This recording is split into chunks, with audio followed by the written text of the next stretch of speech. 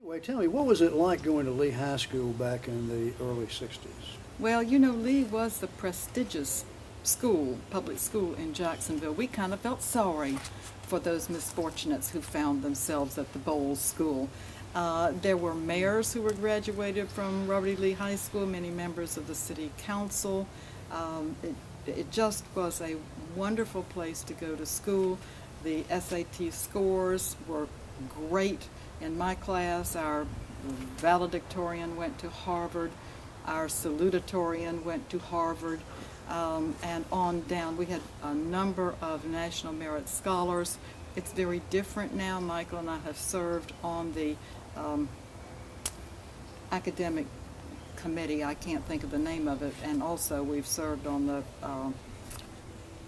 board of West Riverside, where Michael went for, I think, a year, and it's not the same atmosphere. I think the teachers try very, very hard, but the deck is stacked against them, and of course we deplore the brain drain of the neighborhood schools that have been occasioned by the founding of schools like Stanton. So we do not think that's been a healthy move. What was it like socially to go to Lee High School? It was the school. I mean, there was Bartram, where my mother wanted to send me, but my father said, Peggy, we both make our livings in public education. We can't send her to Bartram. And of course I was jubilant because I did not want to go to Bartram. I wanted to go to John Gowrie, and then I particularly wanted to go to Lee High School. So it was And your mother great. was a teacher there when you went there, right? Yes, she was, and that occasioned no problems whatsoever. Well, now, after you went on from Lee to what college did you go to? I went to my mother's alma mater, which at that time was an all-female college, Norton, Massachusetts, Wheaton College in Norton, Massachusetts. It's very, very old. It's much older than the Wheaton College in Illinois. That's a religious school that Billy Graham went to. Wheaton College, a female college, founded by Mary Lyon, who also founded Radcliffe or Bryn Mawr, I'm not sure, but it has since, like so many of the all-female colleges, gone co-ed. Another move I deplore, so I'm just a fusty old lady. Well, now, after you graduated from there, you, like your two parents, got into education, Yes. and basically public education, and it was your first job at Jackson? Yes, it was. And then how many years were you at Jackson? Less than a year, actually, less than a year. And my mother and I were attending an AAUW meeting, and a lady there I had met, a very attractive individual, Diane Knuckles, who turned out to be a colleague of mine, said, essentially, why are you teaching in public high school when you have your master's? And this wonderful community college, junior college they called it at that time, has opened. Why don't you come out for an interview? Which I did.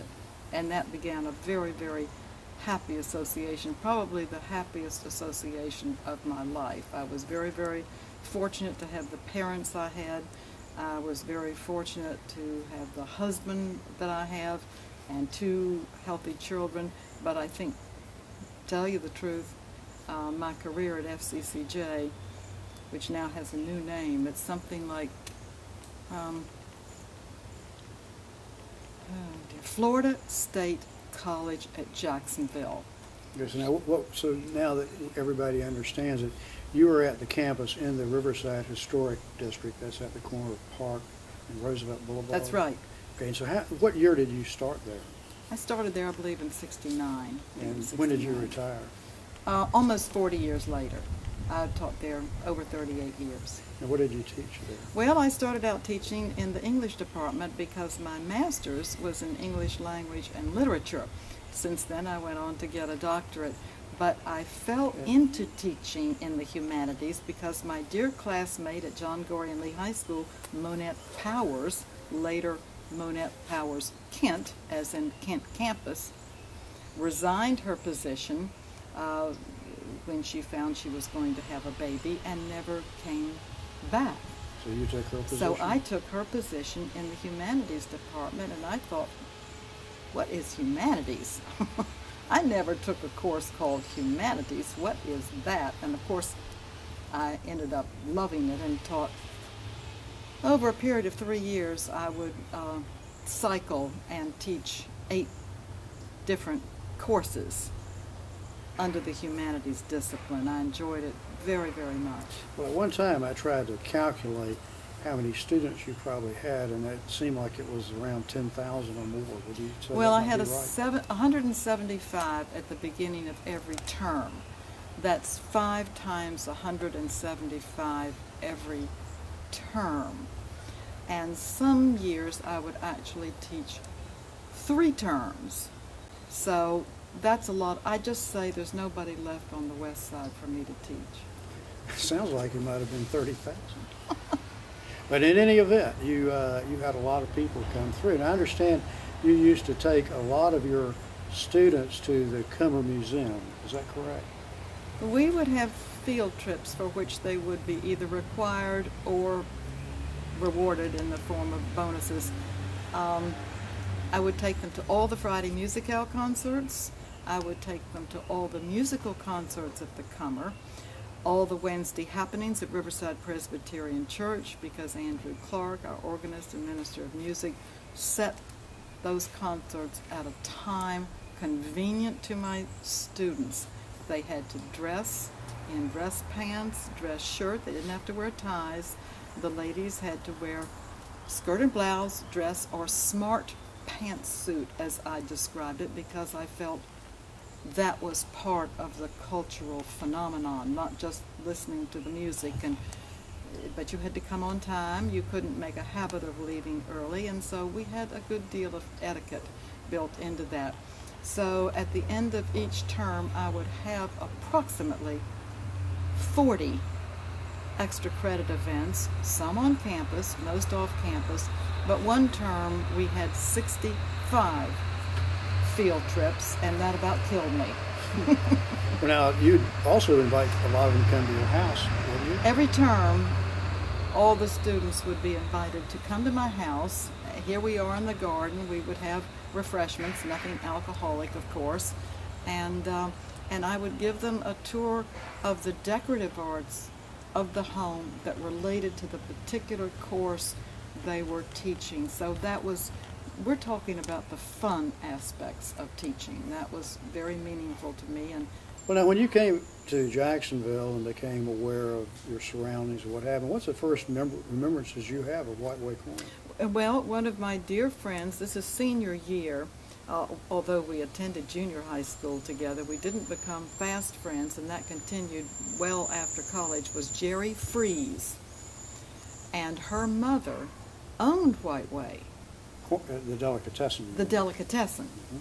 And so her friends would go there, and of course the mother was very, very generous and would give them sandwiches. I don't think I took very much of that, but that was my first introduction really to White Way, was my senior year at Lee High School. Well, I guess you must have gone to Sellers Pharmacy sometime. I don't remember that so much. Remember, I lived in Murray Hill. Who was your pediatrician? Oh, Dr. Palmer. Oh, yes. Whose He was daughter, mine, too. his daughter is a very, very dear friend. In fact, I just had her over the other evening. Susan, who was a student in a class I taught at the Cummer, as a matter of fact, and we just have a fast friendship. But her father, Dr. Palmer, was very aristocratic.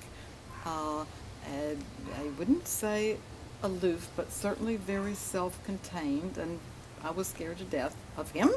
But he made house calls. He was wonderful, and Susan says he enjoyed making the house calls. He was. Are you aware that he was one of the very first Rhodes Scholars? I didn't, but I'm not surprised. Susan herself is very bright, as her children and grandchildren are.